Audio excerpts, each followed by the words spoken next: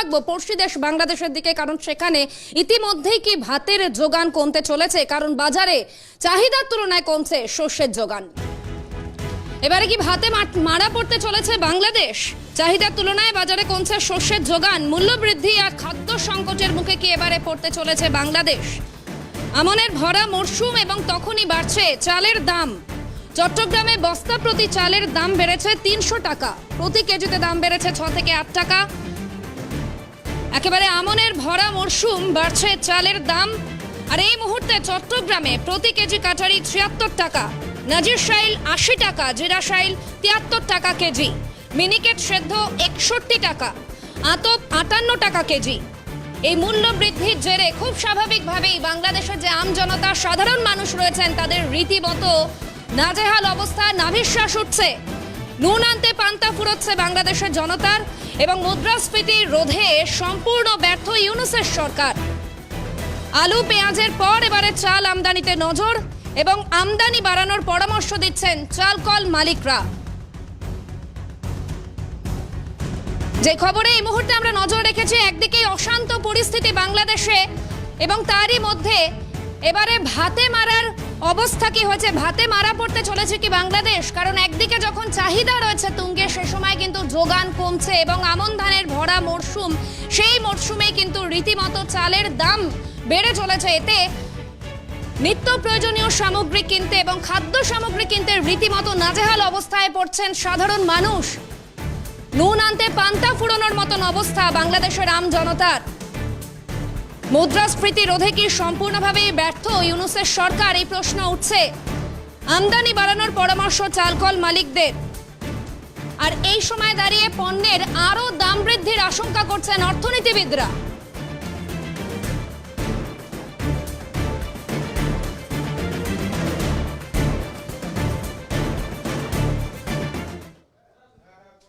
একদিকে বাঁচার ক্ষেত্রে ভরসা কিন্তু ভারত, কিন্তু তারপরেও দেখা যাচ্ছে একটার পর একটা ভারত বিরোধী মন্তব্য। কখনো ভারতকে কুমন্তব্য করা হচ্ছে, তির্যক মন্তব্য করা হচ্ছে, এবং আলু থেকে শুরু করে বিভিন্ন খাদ্য সামগ্রীর জন্য কিন্তু এখনো পর্যন্ত ভরসা সেই প্রতিবেশী দেশ ভারত। সেক্ষেত্রে আমরা দেখতে পাচ্ছি মালদার মহদীপুর সীমান্ত, সেই সীমান্ত দিয়ে কিন্তু ইতিমধ্যেই 468 টন আলু তা ইতিমধ্যেই রফতানি করা হয়েছে। এবং সব মিলিয়ে বর্তমানে যে পরিস্থিতি গোটা বাংলাদেশ জুড়ে, তাতে আগামী দিনে বাংলাদেশের ভবিষ্যৎ কোন দিকে যাচ্ছে তা নিয়ে কিন্তু প্রশ্ন উঠছে।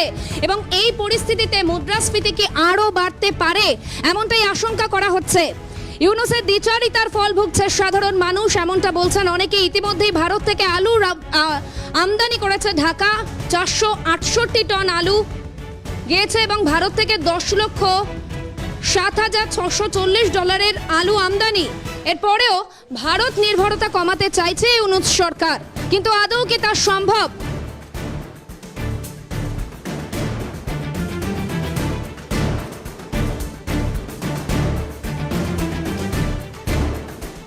অন্য দেশ থেকে পণ্য আমদানিতে খরচ আরো বাড়বে। এই মুহূর্তে বাংলাদেশের যে সামগ্রিক পরিস্থিতি, তাতে বারবার যে ছবি উঠে আসছে, তাতে আমজনতার যে করুণ দশা, তাদের যে সমস্যার মধ্যে পড়তে হচ্ছে নিত্য প্রয়োজনীয় সামগ্রী কিনতে গেলে।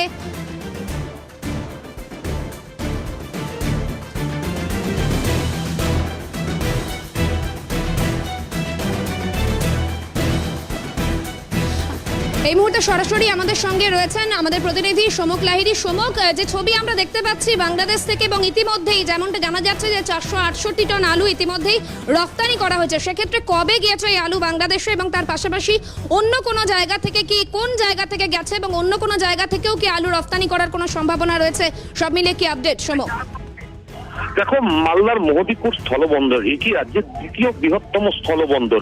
এই বন্দর দিয়ে যেমন ভারী মাল বাংলাদেশে যায়, তেমনি পেনিসিবল আইটেম অর্থাৎ শাক সবজি ফল মূল এগুলো মূলত এক্সপোর্ট হয় বাংলাদেশে।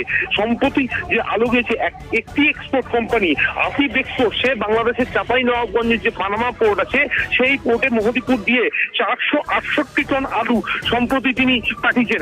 এর পাশাপাশি আরো বেশ কয়েকজন এক্সপোর্টার রয়েছে, যারা মোহদীপুর পাশাপাশি ঘোজাডাঙ্গা এবং হিলি দিয়েও তারা আলু এক্সপোর্ট করেছে বলে তারা জানিয়েছে ইতিমধ্যেই। অর্থাৎ যে খাদ্য সামগ্রী প্রতিদিনই প্রায় যাচ্ছে, শুধু আলু নয়, পেঁয়াজও টন টন পেঁয়াজ বাংলাদেশে এক্সপোর্ট করা হচ্ছে এবং তারা জানাচ্ছে রীতিমতো চাহিদা রয়েছে।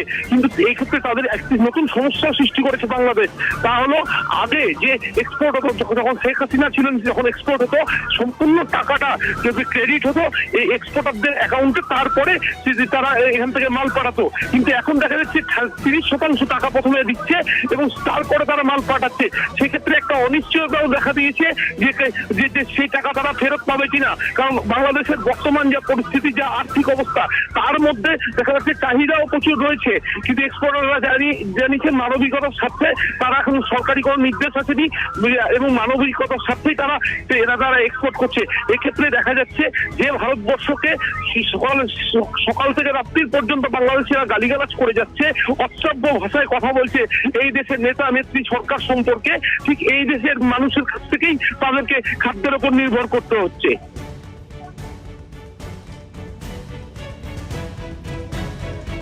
বেশ, ধন্যবাদ সমক।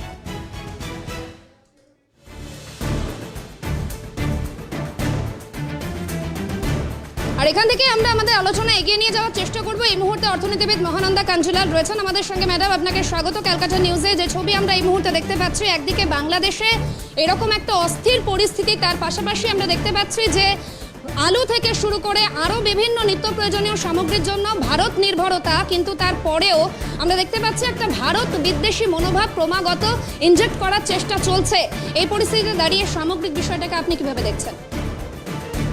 প্রথমেই বলি যে বাংলাদেশ অর্থনীতির কি অবস্থা সেটা একটু বোঝা দরকার। মানে শেখ হাসিনার সময় আমরা যেটা দেখতে পাচ্ছি যে ওয়ার্ল্ড নমিনাল জিডিপি যেটা দিয়ে সাধারণত একটা অর্থনীতির পরিমাপ হয়, সেই নিরিখে বাংলাদেশের স্থান হচ্ছে সমস্ত পৃথিবীর মধ্যে 35।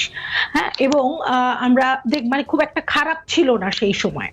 এবং আরো একটা ইম্পর্টেন্ট কথা হচ্ছে যে বাংলাদেশ হচ্ছে তোমার সাউথ এশিয়ান কান্ট্রির মধ্যে কিন্তু one of the fastest growing ইকোনমিতে পরিণত হয়েছিল। এবং তার ফলে এবং গ্লোবাল ইনোভেশন ইন্ডেক্স যেটাকে বলা হয়, সেটাতেও কিন্তু 133টা দেশের মধ্যে বাংলাদেশের স্থান খুব খারাপ নয়, 106।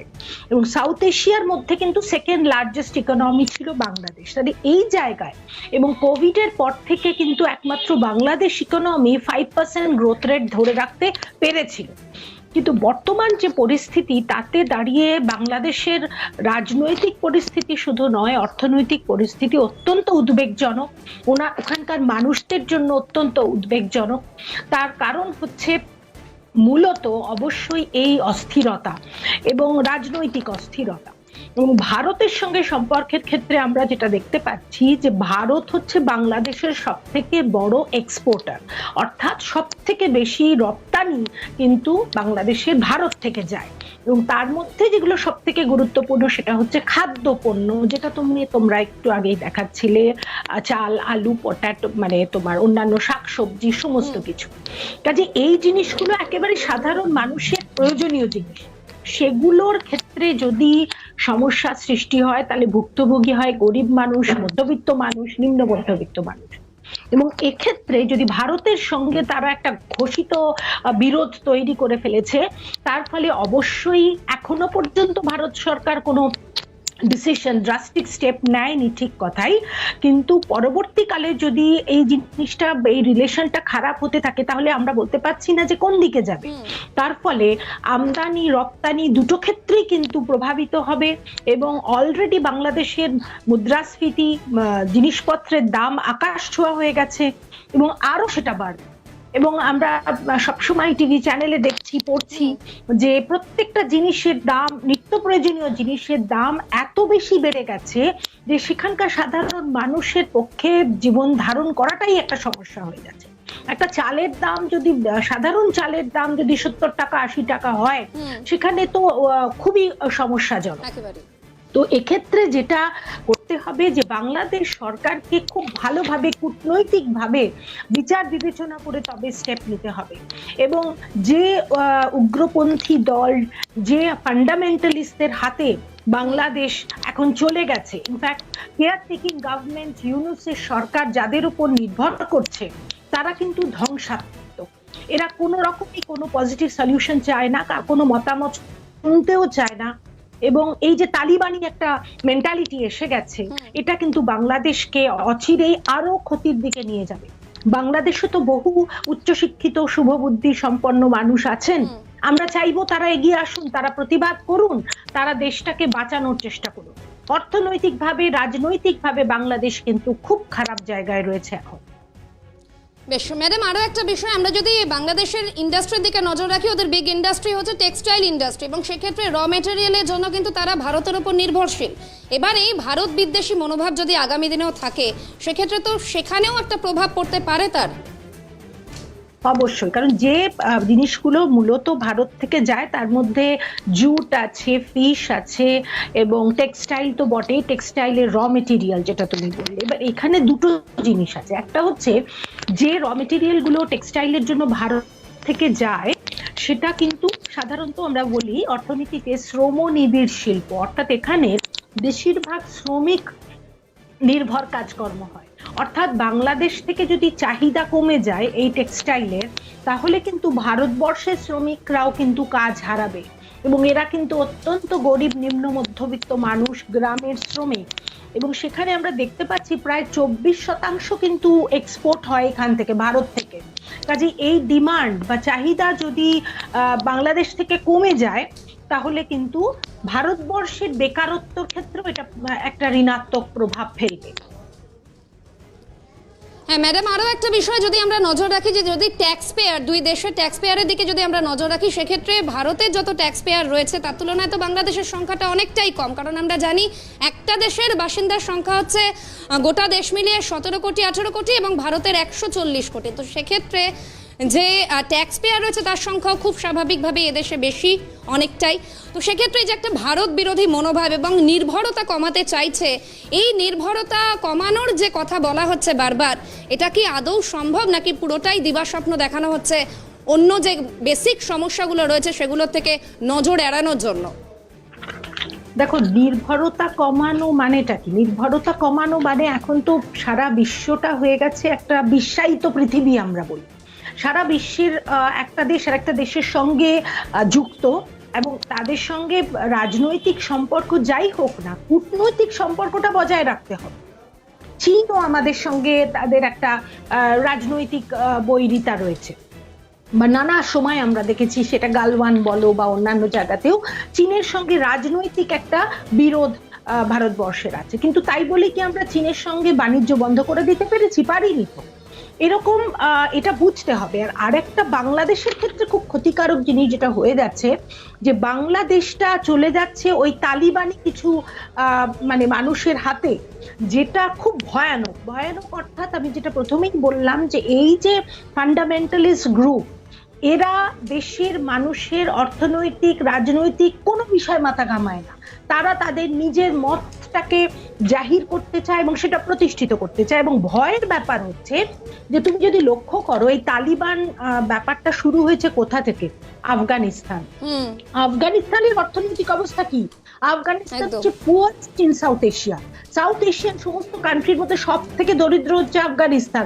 75% নিরক্ষর ওই দেশে, শিক্ষা নেই, স্বাস্থ্য নেই। তাহলে সেই জায়গাকার বাসিন্দা হচ্ছে তালিবান, যারা এখন ডমিনেন্ট হতে চাইছে এই সমস্ত দেশগুলোতে। এবং ভারতবর্ষের যে অগ্রগতি, ভারতবর্ষের যে উদার মানসিকতা, এটা অনেক দেশের পক্ষেই একটা ঈর্ষার কারণ। তারা যে কোনো ভাবে বাংলাদেশের স্টেবিলিটিটাকে নষ্ট করতে চায়, এবং যার জন্য চায়না এবং পাকিস্তান, এই দুটো দেশ কিন্তু বাংলাদেশকে প্রভাবিত করছে। এবং পাকিস্তানের অর্থনীতি অলরেডি খুবই খারাপ জায়গায় রয়েছে। সেখানে পাকিস্তান বাংলাদেশকে কি সাপোর্ট দেবে? এবং বাংলাদেশ যে মানে নতুন করে একটা স্বনির্ভর বা স্বাধীন হওয়ার কথা বলছে, সেটা তো একটা অলীক স্বপ্ন। কারণ কোনোভাবেই এখন আমি যেটা বললাম, গ্লোবালাইজড ওয়ার্ল্ডে একটা দেশ আরেকটা দেশ ছাড়া বাঁচতে পারবে না।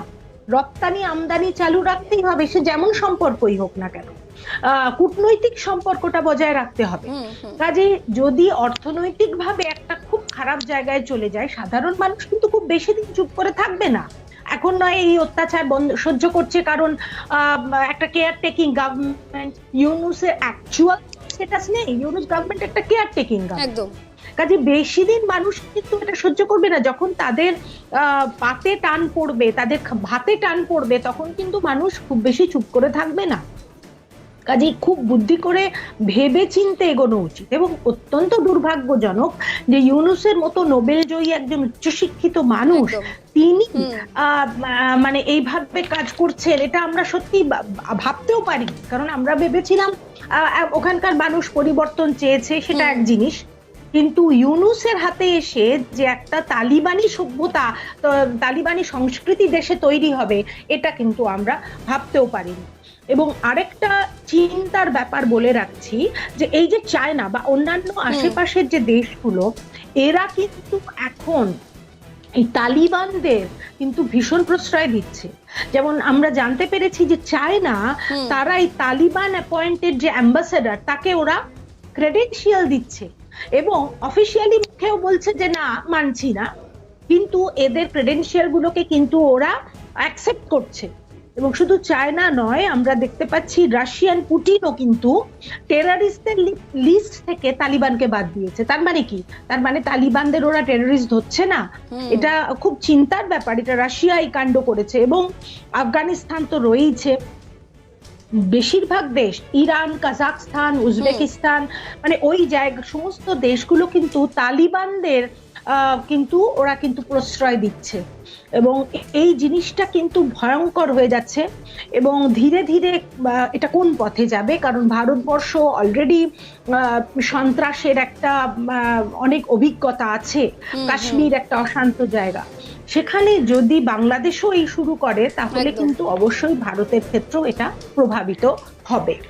বেশ ম্যাডাম, একটু সঙ্গে থাকতে বলবো। দেখুন, এইভাবে নোবেল জয়ী একজন মানুষ মোহাম্মদ ইউনুস যখন আসলেন তখন কিন্তু আশা আকাঙ্ক্ষা অনেকের ছিল, কিন্তু তারপর যে ঘটনা ঘটলো, যে ঘটনা ঘটছে, এবং যেমনটা বললেন মহানন্দা দেবী, যে যেই বিষয়ে আমরা দেখলাম পরপর একটার পর একটা ভারত বিরোধী মন্তব্য থেকে শুরু করে দেশের যে অর্থনৈতিক অবস্থা, সমস্ত কিছু নিয়েই কিন্তু প্রশ্ন উঠছে আছে পড়শি দেশ বাংলাদেশের দিকে। কারণ সেখানে তো একাধিক সমস্যা রয়েছে, এই অগ্নিগর্ভ পরিস্থিতি, আর তারই মাঝে এবারে রীতিমতো খাদ্য সামগ্রী কিনতে গিয়ে নাজেহাল অবস্থা সে দেশের সাধারণ মানুষের।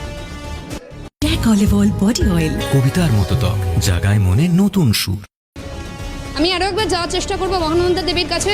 ম্যাডাম, আমরা যে ছবি দেখতে পাচ্ছি গত কয়েক মাস ধরে বাংলাদেশে, এবং যে পরিস্থিতি তৈরি হয়েছে এই মুহূর্তে, একটা কথা বলা হয় যে বন্ধু নির্বাচন সম্ভব, কিন্তু প্রতিবেশীকে কখনোই নির্বাচন করা যায় না, সেক্ষেত্রে একটা অ্যাডজাস্টমেন্ট করে নিতেই হয়। কিন্তু যেই অবস্থা এই মুহূর্তে তৈরি হয়েছে এবং বারবার যে তাদের এই ভারত নির্ভরতা থেকে সরে আসা, এবং তারা বলছে যে অন্য দেশ থেকে নাকি তারা আমদানি করবে, তবুও ভারতের দিকে তারা নজর দেবে না, মানে আমদানি করবে না, ভারতের ওপর নির্ভরশীল তারা থাকবে না। তো এক্ষেত্রে এটা কি সত্যি সম্ভব? এবং সেক্ষেত্রে অন্য দেশের থেকে তারা যদি ব্যবসা বাণিজ্য, তারা যদি অন্য দেশের ওপর নির্ভর হয় আগামী দিনে, তাহলে বাংলাদেশের সার্বিক পরিস্থিতি কোন দিকে যেতে পারে?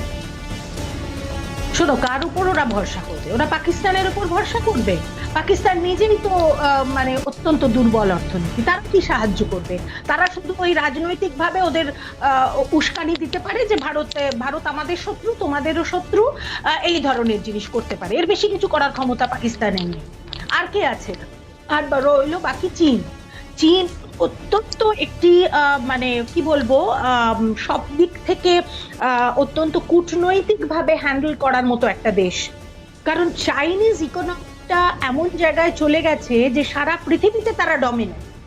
তারা চাইবে বাংলাদেশের মানুষকে, বাংলাদেশের মার্কেট ধরতে অবশ্যই, কিন্তু এখানে চায়নার উপরে নির্ভর করা, এই যে শ্রীলঙ্কা অর্থনীতির অনেকটাই কিন্তু এই চায়নার উপরে ঋণের উপর নির্ভরশীল ছিল। তার ফলাফল তো আমরা দেখেছি যে প্রায় ব্যাংক্রাপসির দিকে চলে গেছিল শ্রীলঙ্কা। দেখো, তখন বাঁচাতে হয়েছে, মানে সাহায্য নিতে হয়েছে ভারতের কাছ থেকে। কাজেই একজন বিপদে পড়লে সে সাহায্য নিশ্চয়ই নেবে, কিন্তু সে কার সাহায্য নিচ্ছে সেটা তো বুঝতে হবে। কাজেই এখানে চীন যদি মার্কেট মানে অর্থনৈতিক ভাবে যদি আমরা দেখি, যদি মার্কেট ধরতেও চায়, কিন্তু যে জিনিসপত্রগুলো ভারত থেকে যায়, একেবারে বেসিক যে সমস্ত খাদ্যদ্রব্য, মানে শাক সবজি সবজি, আলু, পেঁয়াজ, চাল, এইগুলো তো চায়না থেকে ওরা কতটা আমদানি করে বাঁচতে পারবে? এবং তার থেকেও বড় কথা, চায়না কিন্তু ঋণের জালে জড়িয়ে দেয় একদম। সমস্ত দেশ, নির্ভরশীল করে দেয় অর্থনৈতিকভাবে সম্পূর্ণভাবে। অর্থনৈতিকভাবে একেবারে দুর্বল করে দেয়। এবং শ্রীলঙ্কার ক্ষেত্রে কি হয়েছে, যখন ওরা ব্যাংক্রাপসির দিকে যাচ্ছে তখন ওরা ঋণের ফেরত চাইছে, ঋণের টাকাটা সুদ সমেত ফেরত চাইছে। তার মানে সে যে কতটা রিলায়েবল বন্ধু হতে পারে সেটা তো ইতিহাস থেকে শিক্ষা নেওয়া উচিত। আর বাংলাদেশ ভারতের সঙ্গে বৈরী সম্পর্ক তৈরি করবে কেন? কারণ বাংলাদেশের এখন যা পরিস্থিতি, যে অবস্থায় বাংলাদেশ পাকিস্তানের হাত থেকে মুক্তি পেয়েছে, তার জন্য তো ভারতবর্ষের সহায়তার প্রয়োজন ছিল। ভারতবর্ষের জন্যই তারা এই স্বাধীনতা পেল। কাজে এখন তারা অকৃতজ্ঞ হয়ে গিয়ে তারা যে ধরনের আচরণ করছে, মোহাম্মদ ইউনূসের মতো মানুষ যেভাবে আচরণ করছেন, অত্যন্ত দুর্ভাগ্যজনক। ওখানকার মানুষ নিজেরটা বুঝুক, না হলে কিন্তু তারা শুধুই বিপদের দিকে এগিয়ে যাবে।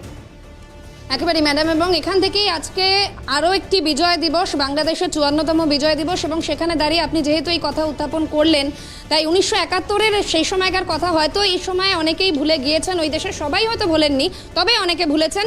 এটা তাদের বার্তা, তাদের কথা থেকেই স্পষ্ট হয়ে যাচ্ছে।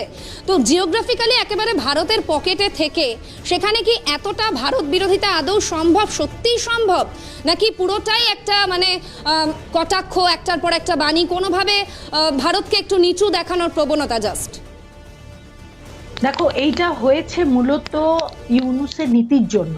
ইউনূস নিজে জানে যে সে তো একটা কেয়ারটেকিং গভর্নমেন্টের প্রধান হয়ে বসে আছে, এবং এই গদির লোভ মানুষকে অনেক নিচে নামিয়ে দেয়, এবং যার জন্য উনি নিজের গদি বাঁচাবার জন্য এই সমস্ত এক্সট্রিমিস্ট ফান্ডামেন্টালিস্ট গ্রুপগুলোকে মাথায় তুলছেন, যারা এই অশান্ত পরিবেশ তৈরি করছে। বাংলাদেশের মানুষ এটা চায় না। বাংলাদেশের উচ্চশিক্ষিত লিবারাল মানুষ অনেক আছেন, তারা কখনো চায় না। ওই দু একজন মানুষ কি বললো তাতে কিছু এসে যায় না। এবং সংখ্যালঘু এবং এই হিন্দুদের ওপর যে অত্যাচার, এইটা কিন্তু সম্পূর্ণভাবে ওনার ভুল পলিসির জন্য। কাজে ইউনূস সরকারের থেকে এটা আমরা আশা করি না। আমরা আবারও বলবো, উনি মাথা ঠান্ডা করে ভালো করে চিন্তা ভাবনা করুন। উনি শিক্ষিত মানুষ, যাতে বাংলাদেশ দেশটাকে যেন সর্বনাশের দিকে না ঠেলে দেন, এটাই চাইবো আমরা।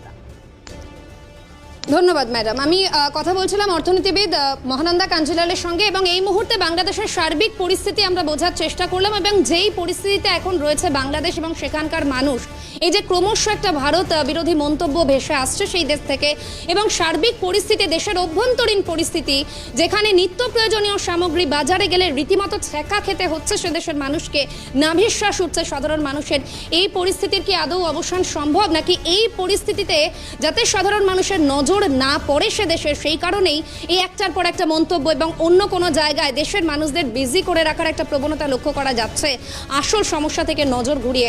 অবশ্যই বাংলাদেশ সংক্রান্ত আরও বেশ কিছু খবরের দিকে আমাদের নজর দিনভর থাকবে। আপাতত এ পর্যন্তই, তবে দিনভর সমস্ত গুরুত্বপূর্ণ খবরের আপডেট পেতে আপনাদের নজর থাকুক ক্যালকাটা নিউজে।